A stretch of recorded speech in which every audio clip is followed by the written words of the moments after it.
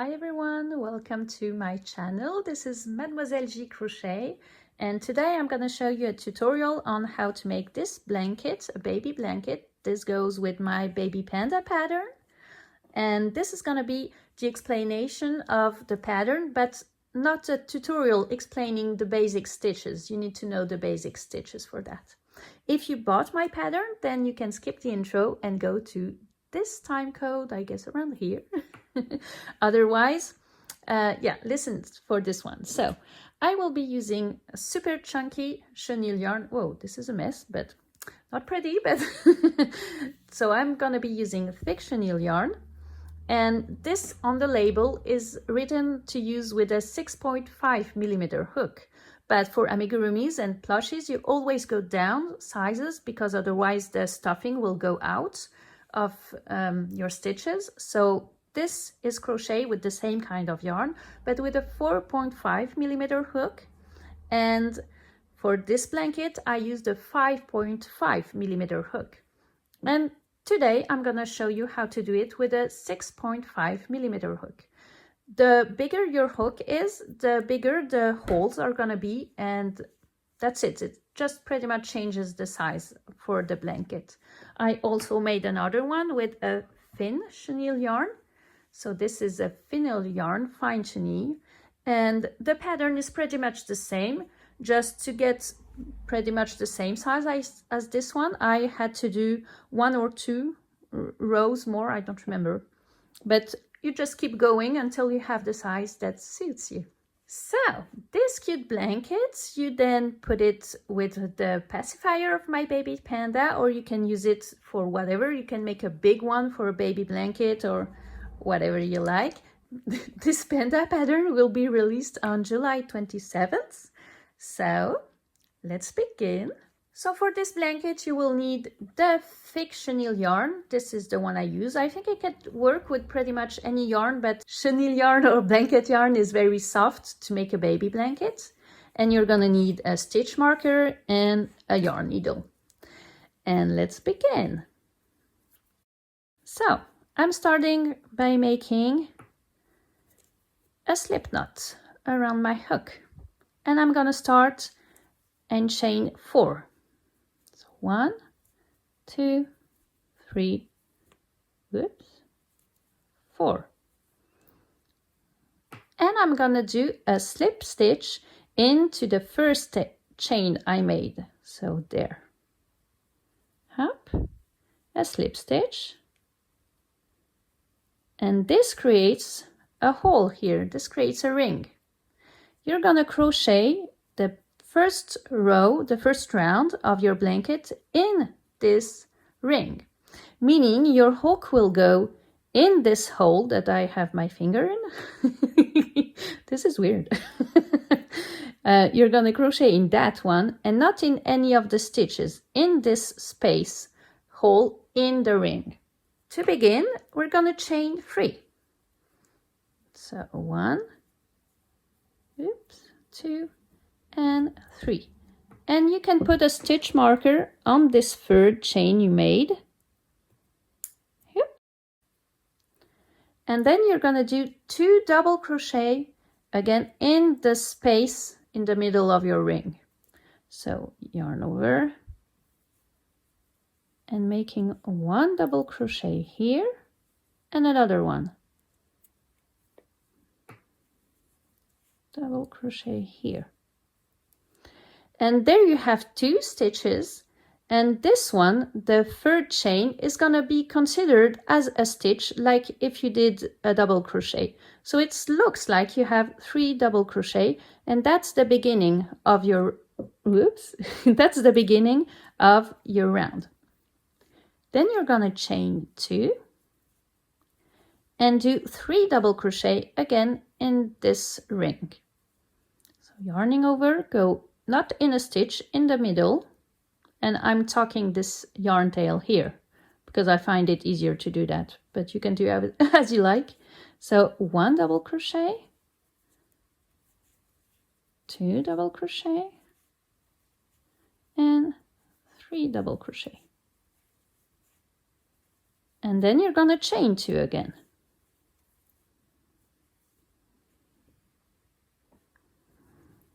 and 3 double crochet again in the hole.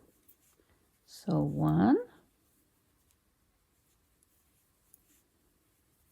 2,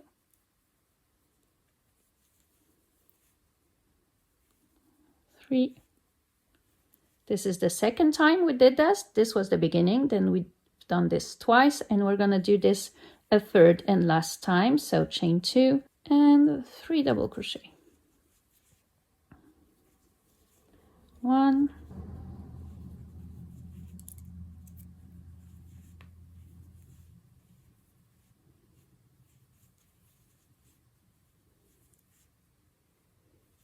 3. Now you're gonna chain 2 and make a slip stitch in this marked stitch. So here I'm doing a slip stitch, and I can remove my stitch marker. And now you have the beginning of a granny square, so it looks a bit squared, and each time you made a chain 2 here, this created a little space in the angles. You have 4, so I call this angle spaces.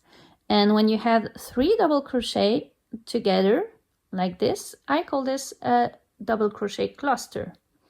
And we're gonna work for now, for this round, in the angle space, so you've got 4 here. To begin with, you're gonna chain 3, and same as before, you're going to put a stitch marker in your third chain. This is going to be considered like the first double crochet. And now you're going to make 2 other double crochet, but you're going to do them in the previous space, the space right before your hook. So this is this one for me, this angle space. So I'm yarning over. It feels a bit weird to go back, but you don't turn your work, you just keep doing like this, except instead of crocheting in the next stitch or in the next space, you're going to go with your hook in that space here and doing your double crochet as usual. This is one, and you're going to make another one again in the same angle space, and this is 2. And it looks like you have a 3 double crochet cluster. So this is the first cluster here. And now we're gonna work what I call corners. So corners are something you work in an angle space. And for the first corner here, you're gonna do in this angle space 3 double crochet, 1, 2, 3, so 1 cluster, then chain 2, and then another cluster in the same angle space. So 3 double crochet in the same angle space. This is the second, and this is the third. And here we created an angle with a cluster, a chain 2, so this is going to be an angle space again, and another cluster, and that makes a corner here. And we have 2 more corners to make, so we're going to do again the same. 3 double crochet in this angle space.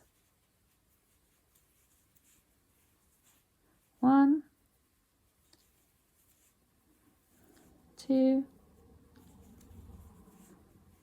3, chain 2, this is the angle space I'm making, and again 3 double crochet in the same angle space I crocheted before.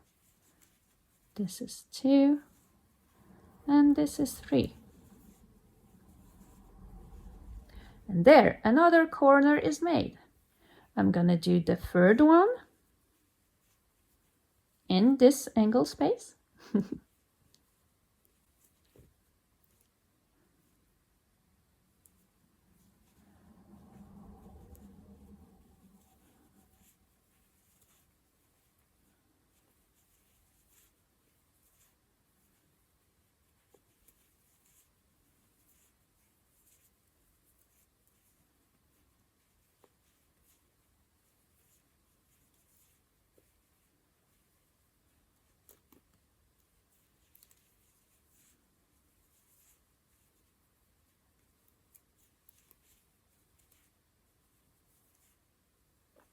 And so I made the 3 corners, and I'm back here where I began.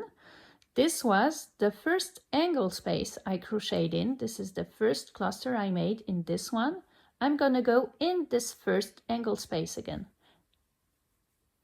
And I'm gonna do 3 double crochet.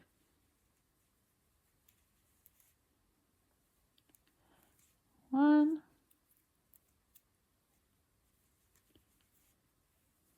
2, and 3. Once I'm there, I'm gonna chain 2, and I'm gonna slip stitch in the mark stitch.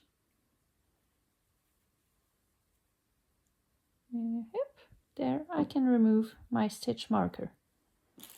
This is the end of round 2. I have again 4 angle spaces, and I also have little spaces here between 2 clusters.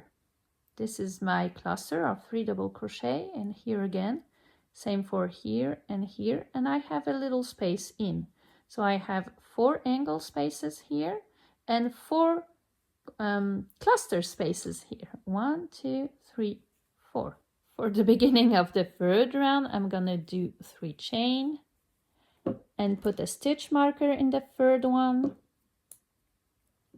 And as the previous beginning, I'm gonna do 2 double crochet in the previous angle space. So I'm not gonna go in this one or in this one. I'm gonna go here, right before my hook. So I'm yarning over.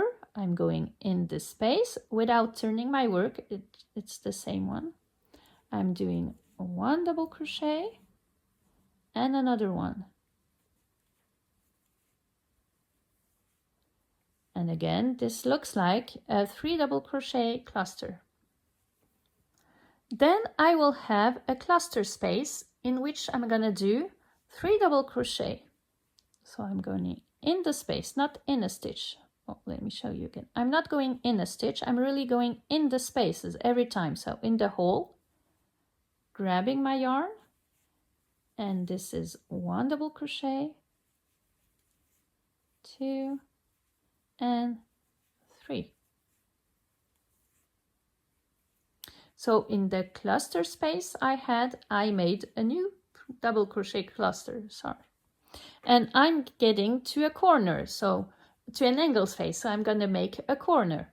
A corner is in the same angle space. You do 3 double crochet, 1, 2, 3, chain 2, and 3 double crochet in the same angle space, so this one. 1, 2,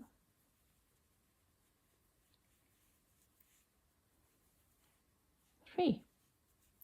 I made a cluster and a corner, and I'm there before another cluster space here, so I'm gonna make 3 double crochet in that one. 1, 2,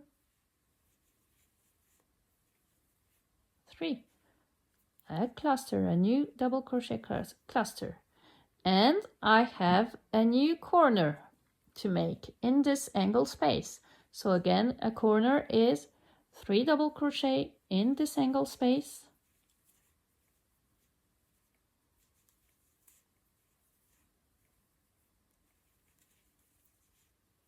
then chain 2,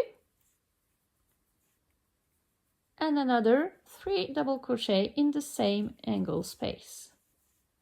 1, 2, I'm counting all the time in my head. 3.